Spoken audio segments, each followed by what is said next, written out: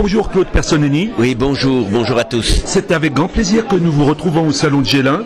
Sur votre blog, d'emblée, vous parlez du mal qui vous affecte, donc la syringomyélie. C'est bien cela.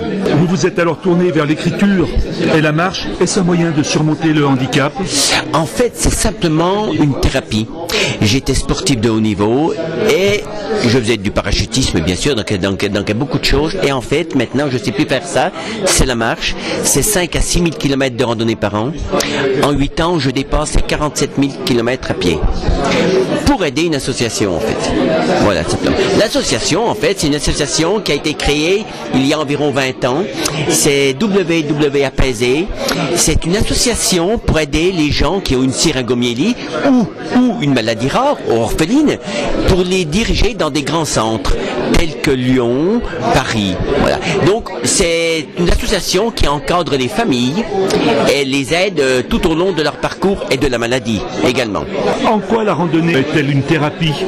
Alors, la randonnée, c'est ma thérapie, c'est une façon de m'évader, une façon de partir à l'aventure, et ça aide aussi au niveau de la maladie. Donc, on y pense moins, et on s'occupe plus à la marche, à son état de santé, donc on est quand même sur une bonne voie. C'est une des meilleures voies que j'ai pu trouver. Et l'écriture, quel rôle joue-t-elle?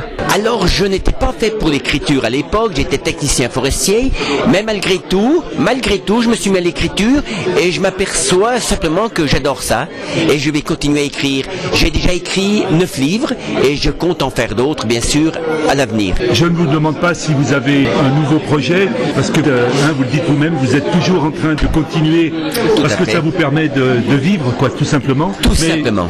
Vous avez quand même un projet... Oui, en fait, je suis un grand voyageur sur les chemins de Compostelle et j'ai déjà pratiqué 3 fois ce chemin de Compostelle, dont je vais en pratiquer un autre au printemps prochain.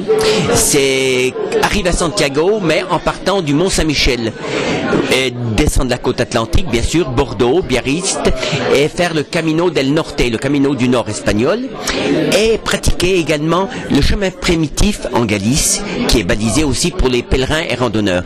Donc, il me faudra environ 2 mois de voyage et je vais essayer d'effectuer environ 2500 km à pied.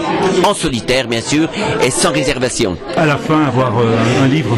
À la fin, bien sûr, il y aura un livre, voilà, au bout de ce chemin, je vais écrire mon livre, voilà, que je vais toujours y dédier à l'association. Donc c'est ce que je voulais dire, les bénéfices de... C'est reversé à une association pour aider donc déjà les autres personnes qui sont dans un...